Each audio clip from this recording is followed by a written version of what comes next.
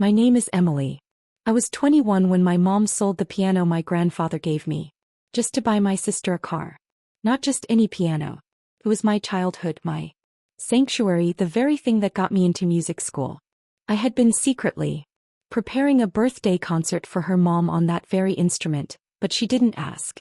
Didn't hesitate. Just sold it like it meant nothing. Kelly needs the car. She said, you can play at school. Didn't cry. I bought a concert ticket instead. And I sent it to her, not out of revenge, out of clarity. Before we begin, where are you watching from today? Drop your location in the comments. And don't forget to like, share, and subscribe if this story hits something in you, because sometimes silence plays louder than words. I grew up in a small faded yellow house on the edge of Roseville, Illinois. It wasn't big. That was mine. My mother, Margaret, though everyone called her Maggie, raised us alone after my dad walked out when I was 6. He worked 2 jobs. Sometimes 3, and I'll never take that away from her. But love, didn't split evenly in our house. There were 2 daughters under that roof. Kelly, the older one by 3 years, was the golden child, the go-getter, as Mom would proudly say. Cheer squad captain, homecoming queen, president of 2 clubs by senior year. She had the big hair, the bright smile, the confidence that filled a room before she even walked in. And then there was me. Quiet, awkward Emily. I didn't sparkle the way Kelly did. I didn't speak up much. Didn't like crowds, but I played. God, did I play. Started plinking away at the keys when I was 5. Sitting on a stack of books just to reach them. My grandfather, Mom's dad, was the one who noticed. He was the one who saved up for a second-hand upright piano and gave it to me on my 8th birthday. That piano wasn't just an instrument. It was my anchor, my secret diary. I used to crawl under it when I was scared of storms, listening to the echo of the strings vibrating in the dark. I'd fall asleep there sometimes, my cheek against the hardwood, for feeling safe. But in our house, love was transactional. Whenever Kelly needed something, she got it. Summer dance camp in New York. Mom borrowed money from Aunt Linda. Private as a tutor. Mom sold her engagement ring. When I asked for extra lessons with my music teacher, Mom just sighed. Well, spoiler alert, we never did. Once when I was 12, I had to drop out of a regional piano competition I'd trained months for because Kelly got into a last-minute volleyball clinic and Mom said, you understand, right? Your sister needs this for college. Another time when I turned 16, I thought I might finally get my own room, but no. Kelly needed the bigger space to study better, so I stayed in the converted laundry room with no window. Every time Mom would give me that look, the one that said, be the good one. Then came the line she used like a lullaby. Kelly just needs a little more right now, sweetie. You understand, don't you? I did understand. I understood that my worth in that house wasn't measured in achievements or love, but in silence. The less I asked for, the better I wore that role like armor. Good daughter. Quiet support system. Invisible. So I worked harder. I practiced in the early mornings before school and stayed behind after class to use the music room. One small recital, local competitions earned praise from teachers, but Mom rarely came to watch. Kelly's game overlaps, she'd text or, I'll try to make the next one. Funny thing is, I never stopped hoping she would show up. Grandpa was the only one who did. Every single time he'd bring a thermos of lemon tea and a giant camcorder from the 90s, he'd say, that piece sounded like rain falling through sunlight, and I'd believe him even when my hands were shaking. When he passed away during my sophomore year, something cold settled in our house. Mom didn't cry much. Kelly just shrugged and I played the piano all night. The keys were wet by the time I finished. That was the last time anyone mentioned him. By senior year, I earned a partial scholarship to a music conservatory 3 hours away. It wasn't Juilliard, but it was mine. I remember bringing the acceptance letter to the kitchen, holding it up like a golden ticket. Blinked, then smiled. That's great, honey, she said. But how will we cover the rest? I told her I'd figure it out. I could teach beginner piano lessons, maybe work at the campus. I didn't expect her to pay. I just wanted her to be proud. Turned and asked, did you hear? Kelly's being interviewed by this big tech startup in Seattle. He gets in. She'll need a car. I might ask Uncle Bob about a loan. And just like that, my moment evaporated again. So I didn't complain. I packed my bags, brought the piano sheet music Grandpa had annotated, and promised myself one thing. I would build something that couldn't be taken away. The piano stayed behind. It was too heavy, too fragile to move. But I visited it every time I came home. Sometimes just to touch the keys, to remember who I was before the world started asking me to shrink. Gone like it had never meant anything to her. College was different. For the first time in my life, I felt like I belonged somewhere. The conservatory campus sat at the edge of a sprawling park filled with red maples and winding cobblestone paths. It smelled like wet leaves and paint. Every morning I passed the main recital hall and ran my fingers along its old brick wall like I was greeting a friend. My dorm was small and drafty, but I didn't care. I was free. It was finally allowed to be just Emily, not Kelly's shadow or Mom's afterthought. My roommates were loud, messy violinists who laughed in four linguists and played pranks with tuning forks. And somehow they made me feel more seen in 2 weeks than my family had in 2 decades. I still didn't have my piano. That stayed home. But the practice rooms downstairs had beautiful Steinways, and I booked them like clockwork. Every day from 6 to 8 o'clock a.m. before anyone else was awake. I claimed that quiet space, poured everything into those keys. But it wasn't just about playing pieces anymore. I started writing. It began as fragments, melodies that reminded me of Grandpa's smile, chord progressions that sounded like rainy windows and lemon. I scribbled notes on napkins, on the backs of class syllabi, even on my arms. My professor noticed. "You're composing," he said one day after hearing me rehearse. "You ever think about putting this into a show?" First I laughed. Me compose an entire piece. But the idea planted itself, and like all stubborn things, it grew. I decided to write something special, something personal, a single composition, part classical, part modern, that would tell a story without words. A story only I could tell. I called it Mother's Song even before I knew what it would sound like. It was going to be my birthday gift to Mom. I'd perform it during winter break back home in Roseville. I'd invite a few neighbors, some old teachers, maybe a couple of cousins, just a little living room concert, homemade programs printed at the library, cookies and cider on a folding table. And her. I just wanted her to hear me, really hear me for once. I spent weeks preparing, my fingers cramped from rehearsals. I borrowed microphones from the AV club to record practice sessions, reviewing every wrong note at night like a coach watching game. I budgeted every tutoring dollar. I made $10 an hour teaching kids Twinkle Twinkle in mismatched tempos so I could take the bus home and rent a mini sound system. I imagined the look on her face when I played the final note. How maybe, just maybe, she'd see who I had become. Not just the quiet girl in the corner, but a musician. A woman who made something real. I wrote her a handwritten invitation, folded into a card, slipped it into the mail with a wax seal. Cheesy, I know, but I wanted it to feel special. I pictured her reading it over coffee, smiling. The week before the concert, I called to confirm. She sounded distracted. "Oh, that weekend," she said. "We might have something for Kelly going on." I told her I'd already planned everything, that it was for her. She paused, then softened her voice like she was talking to a child. "Sweetie, it's just a little song, right? Maybe we can do it another time." No, it wasn't just a little song. It was everything. But I didn't say that.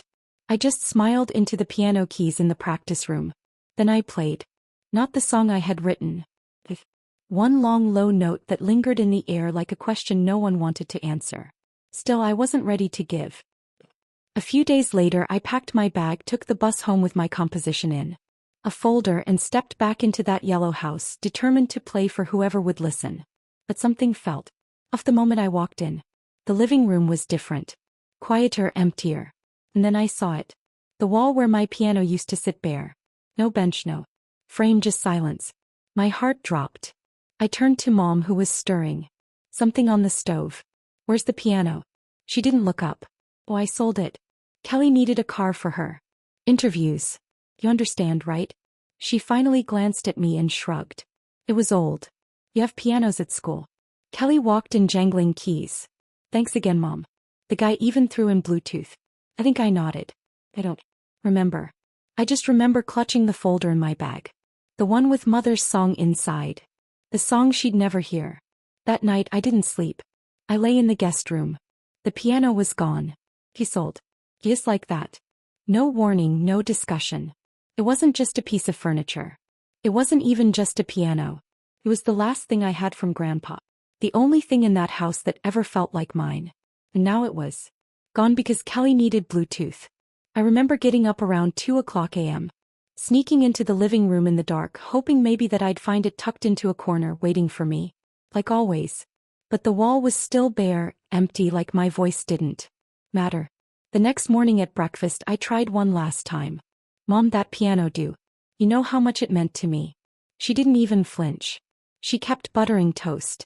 It was just sitting there, Emily. Collecting dust. You barely come home anymore. And Kelly's job interview is in. She needs a car. I looked at Kelly. She kept shifted awkwardly. Pouring orange juice.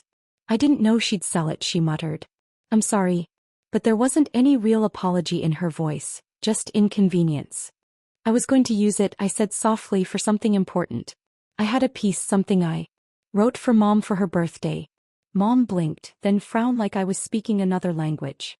My birthday's in 2 weeks. I took a breath. I know. I was going to perform it this weekend. Early. I sent you an invitation. Did you not see it? Her expression didn't change. Oh, that letter. I thought it was one of those school things. School things. That's all I was to her. The background noise. I worked all semester on that composition. I said I wanted to surprise you. I wanted you to hear me. Kelly stood up, grabbing her purse. Look, Em, you're talented, okay? But you can still play at school. This was just a practical decision. Practical. That word felt like a slap. After they left to go test drive the new ride, I sat alone at the kitchen table. My music folder was still in my bag. I didn't open it. I couldn't. The house felt different. Not just empty, hostile. Like, even the walls had chosen sides. Later that evening, I walked past the hall closet where Grandpa used to keep his toolbox. It was still there, same rusty handle. But the moment I opened the door, something fell out. A receipt. It was folded, crumpled, but the words hit me like thunder. Upright piano, $150. Condition, good. Buyer Henson's used goods, $150. That piano was worth at least $2,000, probably more. But she'd sold it for quick cash to a second-hand furniture reseller. Not to a school, not to a student who'd love it. But speed mattered more than meaning. I sat on the floor staring at the receipt, my back pressed against the coat rack. My chest felt tight, like every memory tied to those keys had just been tossed into someone else's living room. He didn't just sell wood and wires. She sold the lullabies, the rainy nights, the applause Grandpa gave me when no one else showed up. And now I had nothing to give her. No music, no performance, no more trying. That weekend, instead of playing Mother's song, I watched from the hallway as Mom threw a surprise dinner party for Kelly. There were balloons, a big cake that said, "Congrats, Kelly," in pink cursive. Aunt Linda drove in from 2 towns over. Everyone clapped when Kelly walked in, holding flowers and showing off her new car key. I stood behind the corner wall, completely invisible. At one point, Mom raised her glass and said, "To Kelly, our shining star, you're going to do amazing things, honey. We're all so proud." No one noticed me walk upstairs. No one asked where I was. Later that night, I passed by the living room one last time. The space where my piano had a giant house plant in it. Mom said it brightened the space. I thought it made everything feel fake. I changed the ending. I didn't plan on staying long. After that, the next morning I packed quietly. The music folder went back into my bag, same place it had always been, but somehow it felt heavier now, like it was carrying all the words I hadn't said. I walked past the kitchen where Mom was scrolling through her phone, humming. "Heading back early?" she asked, not looking up. I nodded. "Yeah, got it. Shift at the campus cafe." She smiled faintly. "Don't forget to wish your sister good luck. Her final round. Interviews next week." That was it. No mention of the concert. No mention of the missing piano. "No, I'm sorry." Not even a second glance. I didn't answer. On the way out, I stopped by the piano. Space where the houseplant now lived, and just stood there. For a second, I imagined I could hear the faint echo of keys under my fingertips. A ghost's melody only I remembered. But ghosts don't get closure. I took the bus back to campus and tried to throw myself into routine. Morning practice, evening. Tutoring, essays, scales, caffeine. But something had changed. My fingers stumbled more. The notes felt hollow. It was like I'd lost the one person in the audience I'd always secretly hoped would clap. And then came the final twist of the knife. 1 week later, my birthday.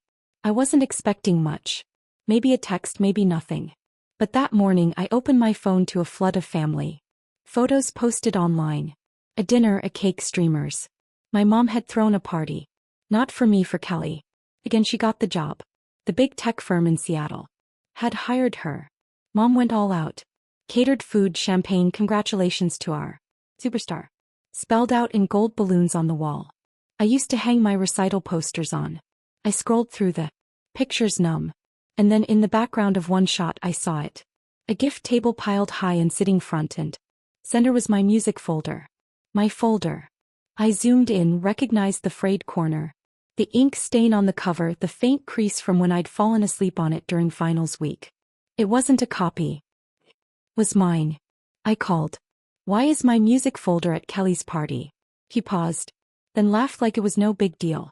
Oh, that Kelly said she wanted to show it to some friends. She mentioned how you were working on something for class. I figured you wouldn't mind.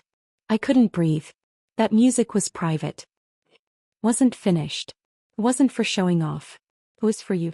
There was a silence. Then Mom sighed. Emily, you're being dramatic.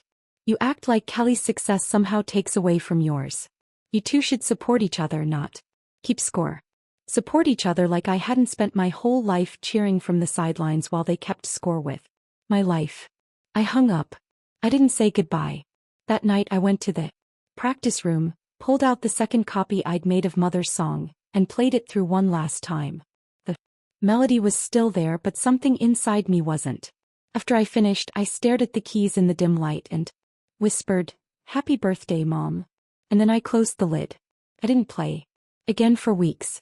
I didn't touch a piano for 37 days. Not at school, not in town, not even in my dreams. It was like my fingers forgot how. Or maybe my heart just refused. At first I told my professors I was sick. Then I started skipping composition classes altogether.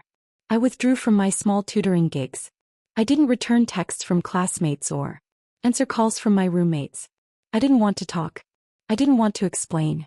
I just wanted to disappear, because what do you do when the thing you love most gets treated like clutter? Like something you could sell off for a used car and a slice of cake. Every time I closed my eyes, I saw that wall back home, once filled with music, now taken over by a $140.0 house plant from Target. And that music folder. I remember lying in bed one night staring at the cracked ceiling in my dorm, asking a question I had buried for years. Was I ever really wanted? Not tolerated, not the quiet one, but wanted. The thing is, when you grow up, being the backup plan, you start thinking that love is something you earn. That if you're good enough, patient enough, quiet enough, one day someone will finally look at you and say, "I see you." But that day never came. Not from her. And now for the first time I wasn't just sad. I was angry. Angry at my mom, angry at Kelly, angry at myself for thinking a song could fix years of silence. That if I just composed the right melody, she'd finally hear me. But I was also tired, deep down to the bones. Tired. I stopped going to classes. I slept too much. Ate too little. My hair started falling out. In the shower. I stopped wearing headphones, not because I didn't want to hear music, but because it physically hurt to remember it. One afternoon, I got a message from my composition professor. "Are you okay? I miss hearing your work." Instead, I wandered to a park across town and sat on a bench for 3 hours, just breathing, watching the wind rustle through bare trees. It was late winter, right at that edge where the air feels like it's about to turn but never quite does. That's where Natalie found me. She was a violinist I used to play with during first-year ensemble. Bright red hair, paint-stained fingers, always carried her instrument like a limb. We hadn't talked much lately. "Hey," she said, sitting beside me without asking. "You vanished." I shrugged. "Thought maybe you died or joined a cult," she joked, then added more gently. "Or maybe something worse." I didn't say anything. She reached into her bag and pulled out a granola bar. handed it to me without being. You still composing? I shook my head. Not anymore. He didn't push, just nodded slowly like she knew that silence was its own kind of answer. Then she said something I didn't expect. There's this place, a community music center off Jefferson, run by an old chist who thinks Bach can cure depression and that pianos should be treated like royalty. They let anyone play, especially students. I didn't answer. I'm heading there Saturday, she added. Come if you want. Don't if you don't, but I think the pianos miss you. She left before I could say no. That night I pulled out my folder again. Not the original because that one was still somewhere in Kelly's closet, but a photocopy I'd made months ago. It smelled like dust and regret. I stared at the title, Mother's Song. Then almost without realizing it, I flipped to the last page, the one I had changed. And for the first time since the birthday that wasn't, I saw something new. The pain had made it better, more raw, more human, more me. I wasn't playing to be loved anymore. I was composing to survive. I showed up that Saturday. I didn't plan to. I told myself I was just going to walk past the building, maybe peek through the window, maybe not even go in, but my feet didn't get the memo. Somehow, I ended up standing in front of a small brick building with ivy creeping up its side and a handmade sign out front that read Jefferson Music Collective. Open ears, open doors. Inside it smelled like old wood and lemon polish. The kind of place where sounds linger longer than they should. Followed the hallway past a row of rehearsal rooms and paused when I heard a familiar sound. A cello playing. Something soft and sorrowful, like memory turned into melody. Natalie was there. She glanced up from her sheet. Music, gave me a nod like she'd been expecting me all along, and went back to playing. A woman waved me over, older, with streaks of silver in her hair and laugh lines like map trails across her cheeks. First time? She asked. I nodded. Name's Sylvia. Coffee is terrible, but the pianos are heavenly. Want a tour? Smiled, a small but real, and followed her. The last room on the left was dimly lit. No windows, just a chandelier made of old violin bows and a small stage. And in the middle of the room was my piano. My actual piano. I froze. There. It was. The same sun-fed finish, the chipped ivory on middle C, the sticker Grandpa had once put on the side that read. I took a step forward, afraid it might vanish. Sylvia watched me carefully. You okay? That piano used to be mine. I whispered. It was sold. Thought it was gone. She nodded slowly.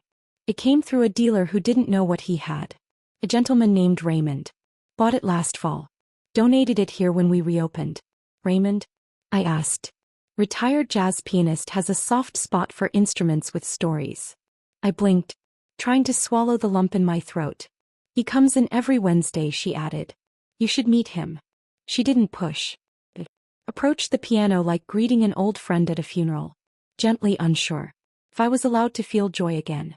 Then I sat, ran my fingers across the keys, and played. Not Mother's Song. Not yet. Just notes, broken pieces of things I hadn't finished. But the sound, it was right, like my hands remembered what my heart had forgotten. Afterward I stayed. Every day that week I returned to the center. I cleaned the practice room, helped tune instruments, taught one little girl how to find middle C. Wasn't school. It wasn't recital halls or big scholarships or sheet music stamped with formal logos, but it was music. Real, messy, imperfect music. And then on Wednesday Raymond arrived. He was older than I imagined. Wrinkled, wiry, with hands that looked too brittle to play. But when he touched the keys, it was like watching wind through a forest. You must be Emily, he said after my first piece. You know my name. He smiled. The piano told me. I laughed, not a fake polite laughs. Real one. I think we were meant to cross paths, he said. This piano has a way of finding the right players, and I think you've got something the world needs to hear. I shook my head. I don't think anyone's ever really listened. He raised a brow. Then let's give them no choice. That night Sylvia pulled me aside. We're hosting a winter gala in 3 weeks, he said. Fundraiser for music education. Small event, big crowd, local press. Would you consider performing? I hesitated. Raymond says, your piece deserves a stage. She didn't know what that meant to me. I said yes. And that night for the first time in over a year, I sat down and rewrote Mother's song completely. I didn't change the story. I changed the ending. No more longing. No more asking for applause.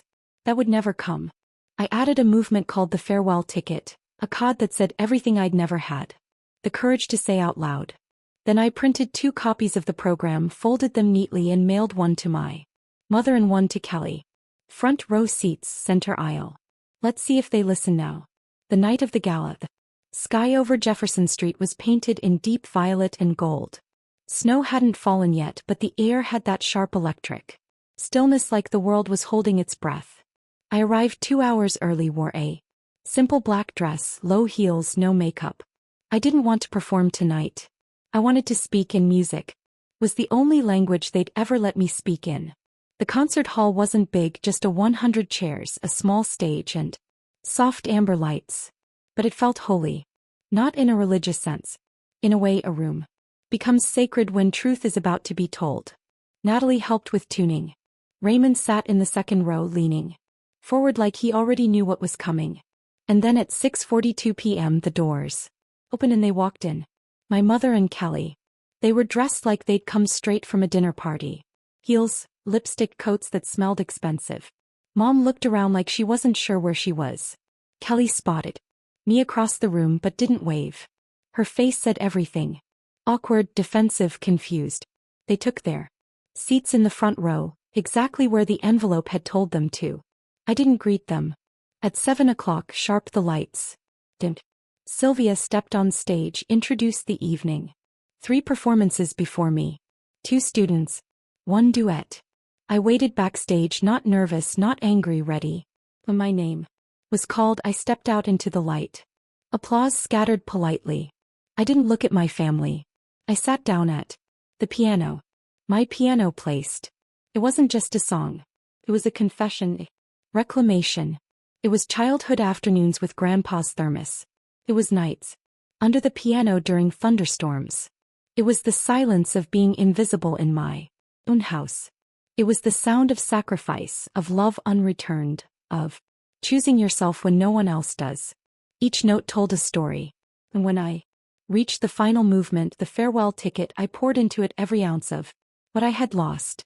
The betrayal, the grief, the moment I found the piano. Again, the hope I didn't know I still carried. The last note rang out like the end of a sentence long withheld. And then silence. No clapping yet, just stillness. Judd bowed. Only then did I look at them. My mom's face was frozen. Kelly's eyes were wide, glassy. They recognized the piano.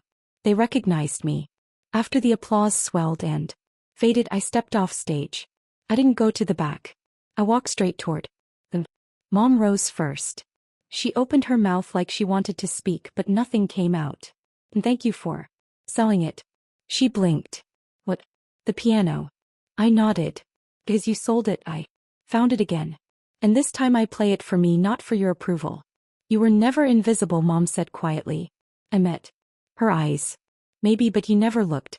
I turned to go. No drama, no yelling, just release. And before I left, I handed her a copy of the program. She looked down. Read the title. Mother's Song. There beneath the dedication, a single line written in bold italic. This was never song. It was everything I never got to say. It wasn't from my mom. It wasn't from Kelly. It was from a producer at a small classical arts nonprofit in Chicago. He had been in the audience that night and asked if I'd consider performing Mother's Song again, this time on a bigger stage. Said yes, not because I needed the validation, but because that song, which had once felt like a cry for attention, had become something else entirely. A full-circle testament to everything I'd endured and everything I had let go. Things changed after that, though not in the fairy tale way. My mother sent me a message on Facebook, just a few lines. I read it once, twice, then closed the app. I didn't reply. Maybe one day I will, but not today, because healing doesn't always need a conversation. Sometimes walking away is the conversation. Kelly didn't reach out, but I saw her post a quote on Instagram a few weeks later. Some things break you before they build you. I wondered if she understood what that meant, or if it was just decoration like the rest of her curated life. But by then I didn't care. I moved into a small studio apartment above a bakery that plays Jaws at night. I took a job teaching music at the community center where kids like me could find pianos and people who listened. I started writing again, Not to Be Heard. Mother's Song became the first track on a new project. One where every piece tells a version of the truth I never had space to say. Growing up. No masks, no waiting for permission. And the funny thing, people did hear me, but more importantly, I heard myself. I don't know if my mother will ever sit through an entire concert. I don't know if she'll ever understand how much a chipped piano meant to a quiet little girl who just wanted to be seen. But I've made peace with that because family doesn't begin or end with blood. It begins with recognition. And I finally learned to recognize myself. The stage lights don't scare me anymore. Neither does silence. I learned that silence can be chosen, not just endured. I've also learned that forgiveness isn't always about letting someone back in. Sometimes it's about letting someone. But, so to anyone out there who's ever been told to shrink so someone else could shine, to anyone who's had their songs sold off for spare parts, let me tell you this. You are not invisible. You are not too much or too quiet or too late. And when they finally ask how you made it through, look them in the eye. And say, I turned what they broke into music. And let them sit in the front row to hear it. Now if this story found something inside you, I'd love to know. Where are you watching from today? Have you ever had to reclaim a piece of yourself that others gave away? Drop it in the comments below. And if you're still looking for your piano, it's out there. And when you find it, I hope you play it so loud they can't look away.